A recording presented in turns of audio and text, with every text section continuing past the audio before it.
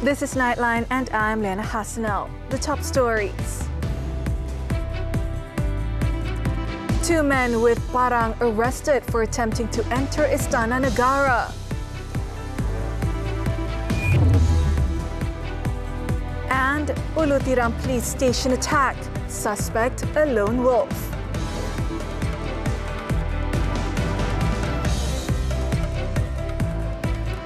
The headlining story.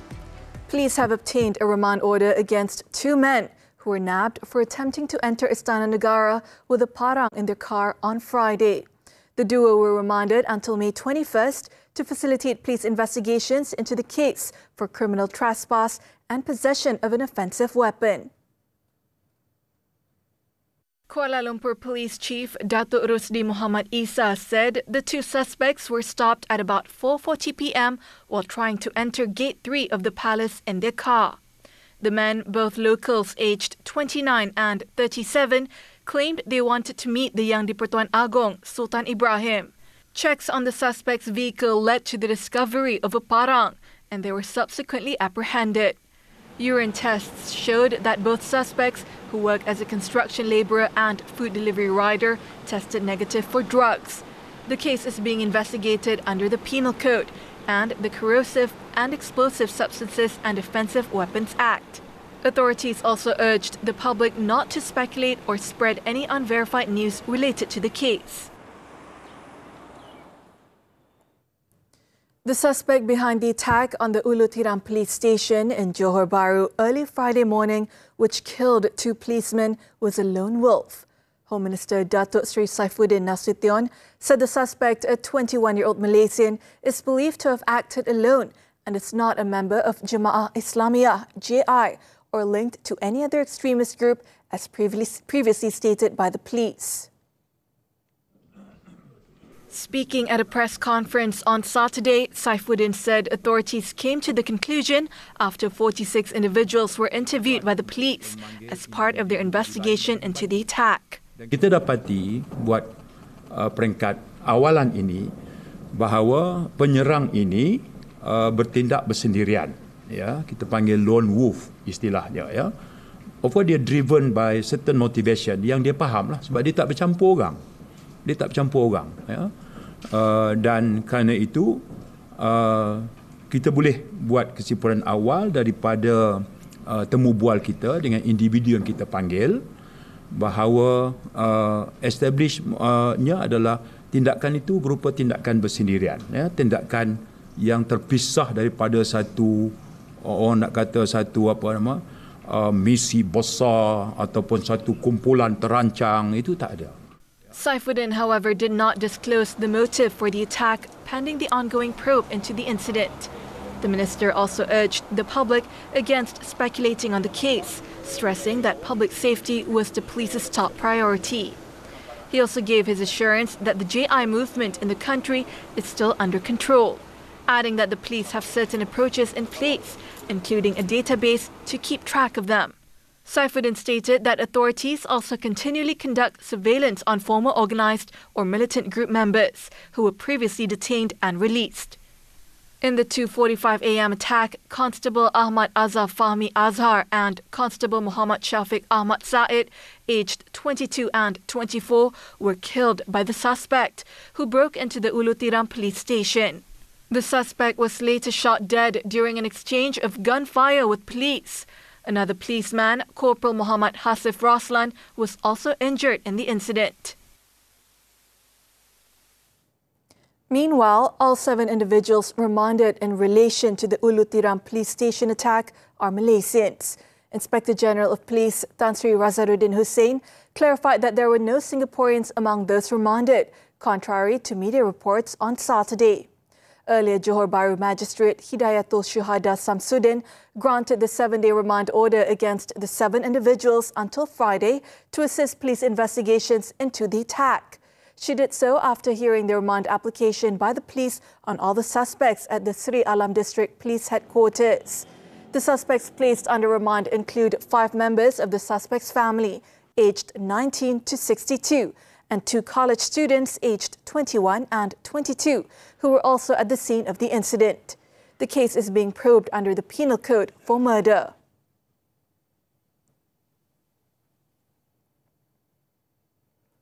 Now, Deputy Prime Minister Datuk Seri Ahmad Zahid Hamidi has emphasised that the Ulu Tiram police station attack should not be taken lightly, despite the country's overall peaceful state. He stated that national security must always be a priority for the government to ensure the well-being of the people. According to Zahid, Malaysia is one of the most peaceful nations in the world, as reflected in the Global Peace Index, and also an exemplary country with a globally recognized de-radicalization policy. Thus, the country should not face any terrorism issues, and such influences or violence should be eradicated. Isolated case yang begini ya, jangan diambil mudah. Dan itu sebabnya saya fikir bukan saja PDRM tetapi Majlis Keselamatan Negara turut bergerak ya untuk menentukan perkara ini tidak berlaku. Dan saya fikir negara kita harus bebas dari keganasan. Zahid said this to reporters at an event in Jerantut, Pahang on Saturday. He also expressed appreciation to the police for their swift response to the early morning attack on the Ulu Tiram police station. Additionally, Zahid urged the public not to marginalize former members of radical groups in order to prevent their re-engagement in unhealthy activities due to social isolation. The remains of the two policemen killed in the Ulu Tiram police station attack have been laid to rest in their respective hometowns in Pahang and Perak on Saturday. Both Constable Muhammad Shafiq Ahmad Said and Constable Ahmad Azhar Fahmi Azhar were also accorded the Royal Malaysian Police PDRM Heroes Burial Ceremony. In Kuantan, a gloomy atmosphere enveloped Shafiq's home in Taman Sri Mahkota Jaya, Gambang, as the hearse carrying his remains arrived at 4:40 p.m. His casket, draped in the Jalur Gemilang, was then brought into the house for his loved ones, friends, and others to pay their last respects and perform funeral prayers. Shafiq's body was then taken to the Batu Lapan Muslim Cemetery, where a huge crowd had turned up to give the deceased a hero send-off. 8 pallbearers then carried the casket from the hearse to the burial plot before it was lowered into the grave. Shafiq's parents, Ahmad Said Matpiah, 65, and Aini Muhammad Sharif, 57, remained composed as they sat on a chair nearby and watched the burial. Pahang Police Chief Datuk Sri Yahya Othman then handed over the Jalur Gemilang that draped the deceased coffin to the national hero's father. Meanwhile, in Perak, Azhar Fahmi's remains were laid to rest near his hometown in Kampung Poh, Bidor at about 7 p.m. The hearse carrying his remains arrived at his family's home at 5:56 p.m. Members of the police, including officers, as well as residents, then joined the funeral prayers, which was led by Azhar Fahmi's father, Azhar Khaidan, aged 54. His casket, draped in the Jalur Gemilang, was then brought to the Kampung Poh Muslim Cemetery. About 500 people attended the funeral, which was carried out according to PDRM's tradition. Also present to pay their last respects were Deputy Inspector General of Police Datuk Sri Ayub Khan Maidan Peche and Perak Police Chief Datuk Sri Muhammad Yusri Hassan Basri. Earlier in the morning, funeral prayers for the two slain policemen were held in the Tunku Laksamana Abdul Jalil Mosque at Johor Contingent Police Headquarters in Johor Bahru. The remains of Azhar Fahmi and Shafiq were taken in a hearse from Sultan Ismail Hospital and arrived at the mosque at about 9:20 a.m. Home Minister Datuk Sri Saifuddin Nasution Ismail and Inspector General of Police Tan Sri Razaruddin Hussein, together with hundreds of congregants consisting of officers and members of the PDRM, as well as the family members of the deceased, performed the funeral prayers, led by Johor Bahru District Imam Muhammad Nazri Ali. Raja Permaisuri Agong Raja Zarif Sofia also paid her latest respects to the fallen policemen. The Queen arrived at 11:37 a.m. and also spent time with Azhar Fahmi's and Shafiq's family members after the funeral prayers.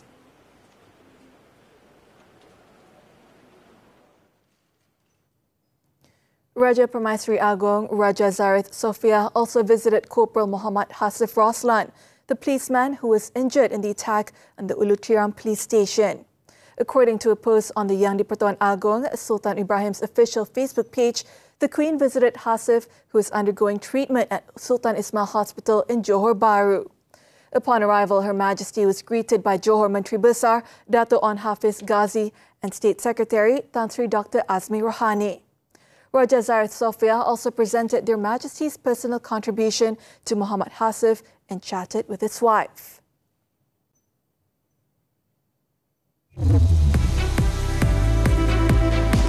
Dozens dead in Afghanistan floods. News from the foreign front after this breather.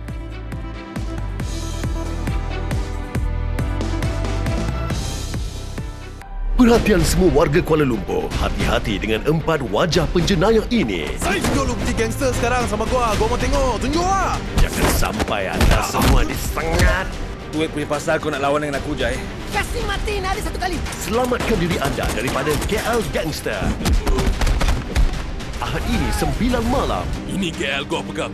KL gua punya lah. Di Magnificent 8 TV3 dan stream sekarang melalui Tonton. Berani mendepani cabaran, kewibawaan wanita terus menjadi inspirasi. Apa je rintangan yang nak datang, dapat memberi khidmat yang terbaik untuk bantu masyarakat kat luar. Konsep yang saya pilih untuk rumah ni adalah moden dan tak terlalu banyak barang lah. First, saya berlakon daripada drama daripada Jepun. Once sudah involved dalam sesuatu bidang tu, dia memang susah nak berundur. Nona di TV3 dan stream juga melalui Tonton. Ikan lumah tu diambil, disiang dan dibungkus dengan satu daun. Nama daun tu daun seniah. Dia rebus selama 8 jam. Bila dia siap benda tu je, ikan tu dia jadi lembut habis. Tujuan pembuatannya bagi mengenang pelayaran Laksamana Cheng Ho. Ilham hadir ketika pemilik kapal Funing ini melawat tempat bersejarah tokoh itu di Melaka ketika dahulu. Stream sekarang melalui Tonton. The foreign news. Flash floods from heavy seasonal rains in central Afghanistan have killed at least 68 people. Taliban officials on Saturday said the death toll was based on preliminary reports, adding that dozens remain missing.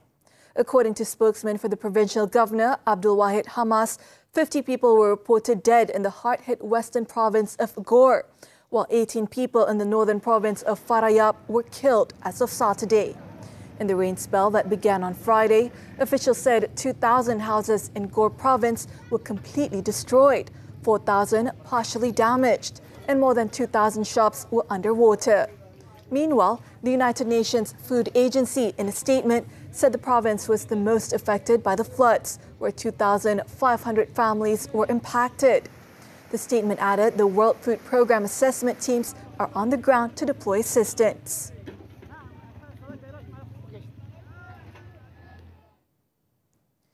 Still in Afghanistan, 3 Spanish tourists and 1 Afghan were killed in a gun attack in the Bamiyan province on Friday. 4 other foreign nationals and 3 locals were also injured in the shooting. According to authorities, the incident occurred when the gunman opened fire at tourists as they left a bazaar in the capital of the province. Authorities have arrested 4 people in connection with the attack, and so far no group has immediately claimed responsibility for the late evening shooting. The attack is among the most serious assault targeting foreign citizens since foreign forces left Afghanistan and the Taliban took over the country in 2021.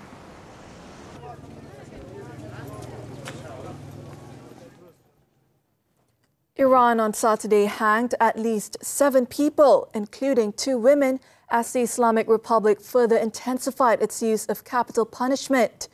According to Norway-based Iran Human Rights IHR, Parvin Musavi, 53, was hanged in Urmia prison in northwestern Iran, along with 5 men convicted in various drug-related cases. In Nishapur in eastern Iran, a 27-year-old woman named Fatimah Abdullahi was hanged on charges of murdering her husband, who was also her cousin. IHR said it has tallied at least 223 executions this year, with at least 50 so far in May alone. The new surge began following the end of the Persian New Year and Ramadan holidays in April, with 115 people, including 6 women, hanged since then. Iran carries out more recorded executions of women than any other country, many of whom activists say are victims of forced or abusive marriages.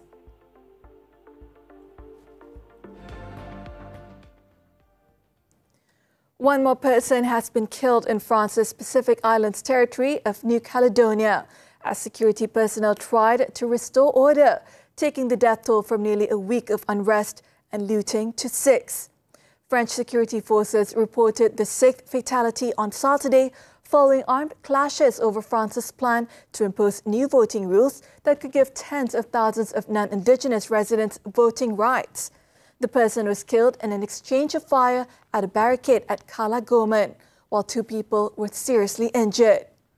Local Minister Vaimoa Muliava said the territory is on a destructive path, warning those involved that they are only punishing themselves. Anger among the indigenous Kanak people has been simmering for weeks over plans to amend the French constitution to allow people who have lived in New Caledonia for 10 years to vote in the territory's provincial elections, diluting a 1998 accord that limited voting rights.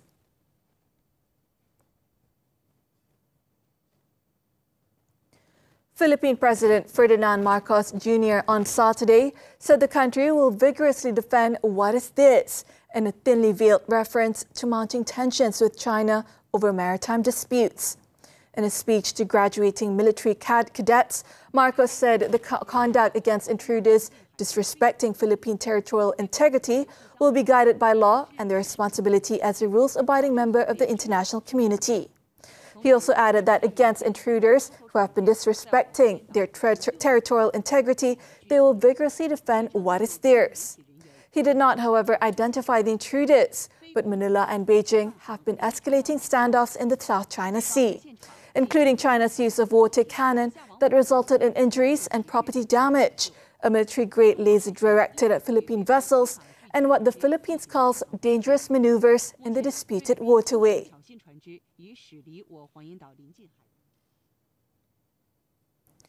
Taiwan's parliament descended into a brawl on Friday as lawmakers disagreed over reforms in the chamber, just days before the country's new president-elect Lai Ching-te is set to make office.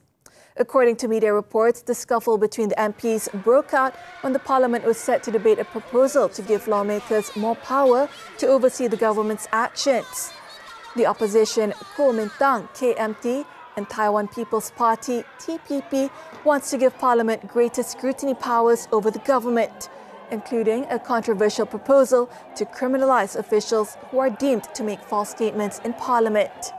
The Democratic Progressive Party DPP, however, says the KMT and TPP are improperly trying to force through the proposals without the customary consultation process in what the DPP calls an unconstitutional abuse of power. Lawmakers from all 3 parties were involved in the altercations and traded accusations about who was to blame. The clashes raised the prospect of more turmoil and parliamentary conflict ahead for Lai's new government after it takes office on Monday.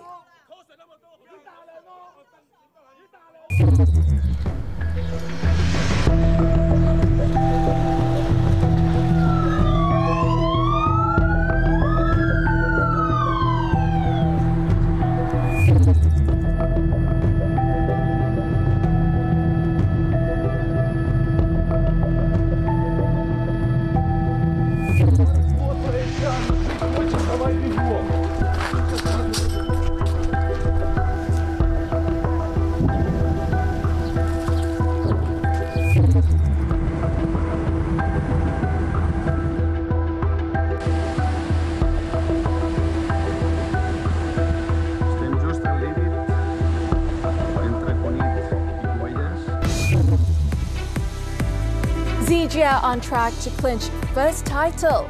Sports when Nightline comes back.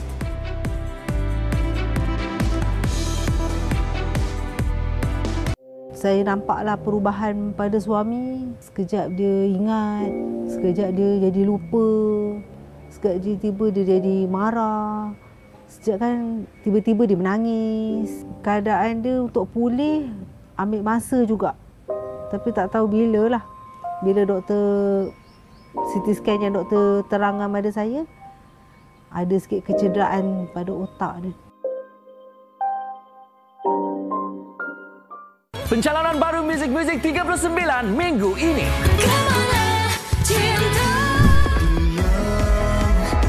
Siapakah yang bakal menjuarai carta Top 20 Muzik 39 minggu ini? Jika kau benar ingin bahagia, tiada bintang kan bersinar. Semuanya dalam Muzik 39 Ahad ini jam 12.20 tengah hari di TV3 dan stream HD secara langsung di aplikasi Tonton.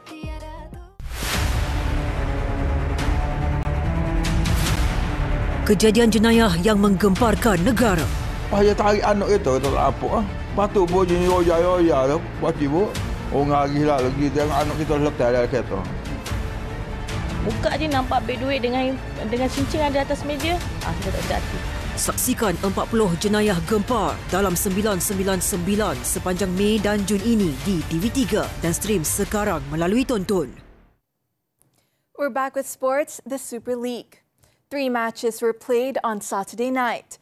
Johor Darul Ta'zim JDT defeated Negeri Sembilan FC 3-1, while Selangor FC scored late goal to clinch a 1-0 victory over Kedah Darul Aman FC. At the Perak Stadium, Ifedayo Olusegun scored late in the game to steer PDRM FC to a 3-2 away win against Perak FC. Perak found the net 9 minutes into the game, just for Olusegun to equalise for the visitors 15 minutes later. Bruno Suzuki struck in a goal in the 72nd minute to put PDRM in front, but the hosts equalised through Wanzak Haikal 1-0 in the 87th minute. As the game seemed to end with a draw, Olusegun slotted home deep into the game to secure the 3-2 win for PDRM. With its results, PDRM moved up to 5th place with 3 points, while Perak stood at 13th place.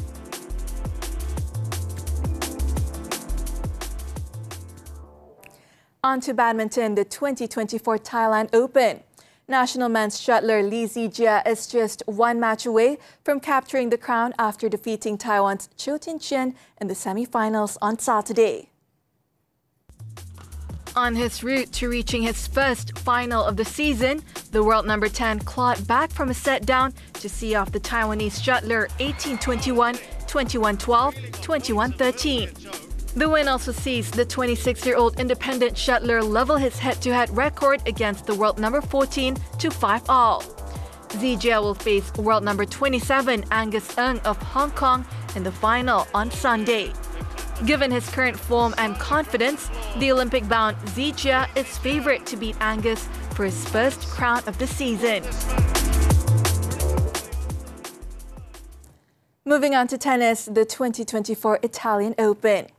Nicolas Hari beat birthday boy and American Tommy Paul in 3 sets to pick his spot in the final on Saturday.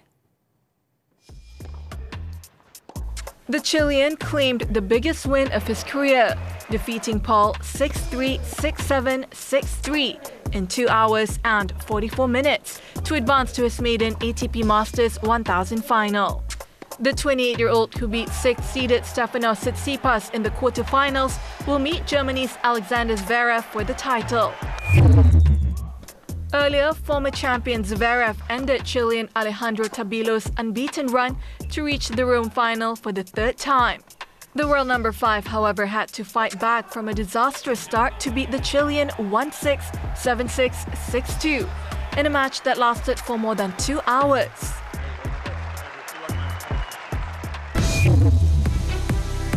Up next, human trafficking syndicate busted with arrest of Bangladeshis. Don't go away.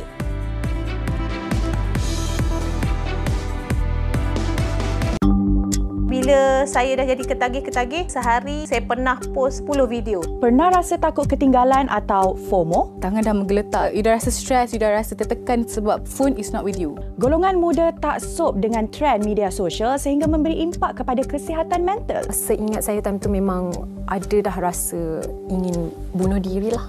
Tips untuk tinggalkan sindrom FOMO semuanya dalam Hello Doktor, Ahad 5.30 petang di TV3 dan stream juga melalui Tonton.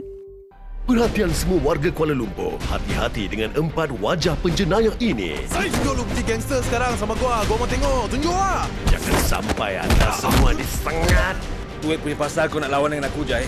Kasih mati Nadi satu kali. Selamatkan diri anda daripada KL Gangster. Ahad ini 9 malam. Ini KL gua pegang. KL gua punya lah. Di Magnificent 8 TV3 dan stream sekarang melalui Tonton. I need you in my life. You better get somebody else. I yang rasa sakit tau. Drama penuh dilema dan paling emosi 2024. Wanita pilihannya bukan 1 atau 2, tapi 3. Jadi suami pun tak boleh pakai, jadi bapa pun tak guna. Perebutan harta dan permainan nyawa. Netizen, stream sekarang drama rating tertinggi dan paling tular di Malaysia. Lelaki Itu melalui Tonton. Welcome back. Bukit Gantang Member of Parliament Datuk Syed Abu Hussein Hafiz Syed Abdul Fasal said he will not respond to Bersatu's letter of notice issued to him on Friday, requiring him and 6 other elected representatives from the party to confirm their loyalty to Bersatu within 14 days or be stripped of their membership. He said that the notice is meaningless when asked to comment on the matter. Kami yakin bahawa kami tidak membuat apa-apa kesalahan. Apa kesalahan yang kami buat? Kami tidak menghina parti. Kami masih ahli parti. Tetapi menyokong kerajaan Madani dan Perdana Menteri untuk memastikan bahawa kerajaan ini dapat berjalan dengan baik. Jadi surat yang dihantar itu adalah surat yang tidak ada makna pada saya. Tak ada makna. Ya? Dan saya tak akan jawab surat itu. Saya nak menunggu apa yang akan tindakan yang akan dibuat oleh mereka. Saya bersedia. Syed Hussein was commenting on the notice issued by Bersatu Secretary General Datuk Sri Hamzah Zainuddin to 7 party rebels who had declared their support for Prime Minister Datuk Sri Anwar Ibrahim's administration. On Friday, Hamzah said at a press conference that there were special instructions in the letters to the 6 MPs and 1 state assemblyman, but he did not reveal what the specific directives were. Hamzah added that failure to comply with the directives will strip the 7 of their Bersatu membership and their status as elected representatives will be nullified automatically.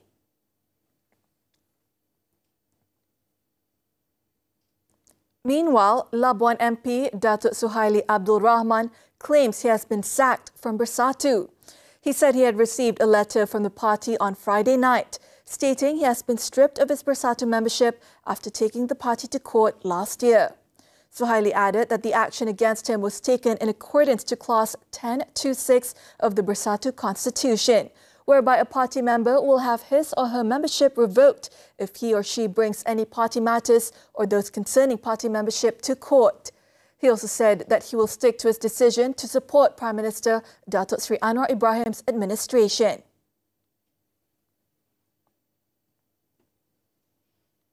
In other news, the Immigration Department has smashed a human trafficking syndicate which charged undocumented migrants up to 21,000 ringgit to bring them to Thailand from Vietnam and then into Malaysia by boat.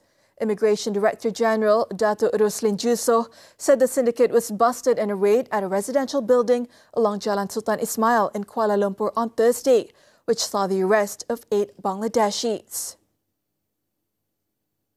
In a statement on Saturday, Roslin said that during the 7 p.m. operation, an immigration enforcement team intercepted a car driven by a Bangladeshi man who tried to speed out of a residential building's parking area to evade arrest.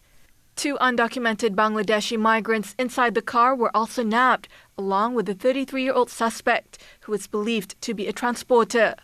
The team then raided a residential unit in the same building and detained 5 more illegal migrants from Bangladesh. Authorities also seized 10 Bangladeshi passports, 3 mobile phones, 500 ringgit in cash, and a Purudua Myvi believed to have been used to transport the illegal immigrants. It was also found that the syndicate had been operating for 2 months. The transporter is being investigated under the Anti-Trafficking in Persons and Anti-Smuggling of Migrants Act, while the migrants aged 21 to 38 are being investigated under the Immigration Act, Passport Act, and immigration regulations.